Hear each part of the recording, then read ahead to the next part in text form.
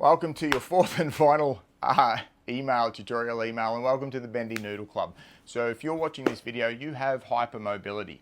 And hypermobility simply comes down to the fact that your, in my case, active range of my wrist, that's my passive range. I have about a 10 or 15 degree gap. Your gap's a little bit bigger, which just means that your joints, elbows, wrists, shoulders, hips, can get into big ranges of motion that your body doesn't have control over, and that's really unsafe. So you can imagine if with my wrist as an example, if I could only actively get to this far, but I could passively get to that far, it would mean this whole range here, my tissue doesn't work, which means it's really unsafe. So if I'm walking around or I just bang my hand here and I bang it at that angle, I've got a problem. I might injure myself, I might tear something here, I might dislocate myself, lots of things might happen. So the symptom for hypermobility a lot of the times, I mean there's quite a few, but one of them is tightness.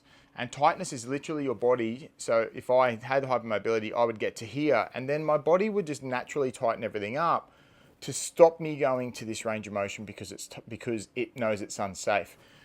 But what a lot of people do is they get tight and they stretch it. So what I'm doing by stretching it is I'm forcing my body just to not be able to protect me.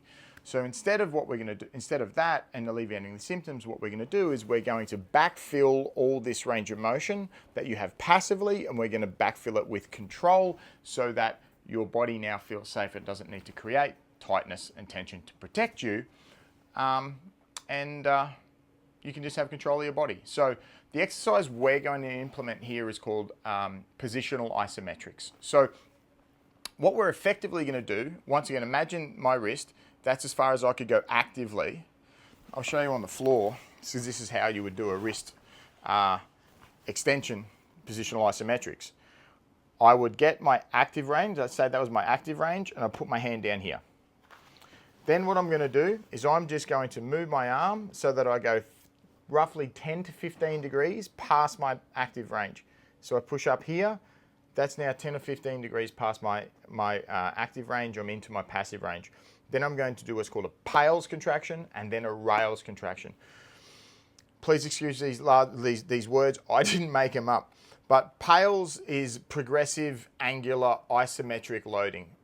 Progressive angle just means the large side of the angle of, so this is my wrist. As I do this, this side's getting bigger, that's the progressive side. The side that's getting smaller is the regressive side. So this is the regressive tissue, this is the progressive tissue.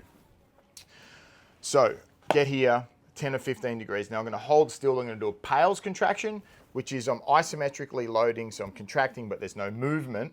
There's stuff on the bottom, and then I'm going to go to the rails, which is the stuff on the top. So to do my Pales, what I'm doing is I'm actively trying to push my hand into the floor. So I'm loading up all the tissue here. So if that floor wasn't in the way my hand was here, what I'm actually doing is that. But there's a floor in the way, so there's no movement. So I'm going to push down, and I'm going to do this for 10 seconds, and I'm going to do this as hard as I possibly can. As I do this, like, my freaking head goes red. I'm trying that hard. Once that 10 seconds is up, I now do the opposite side. I'm trying to lift my hand off.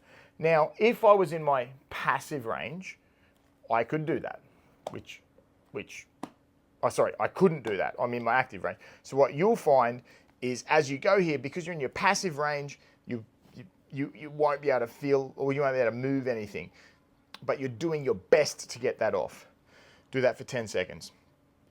Chill, relax, and then move another 10 or 15 degrees and do exactly the same thing.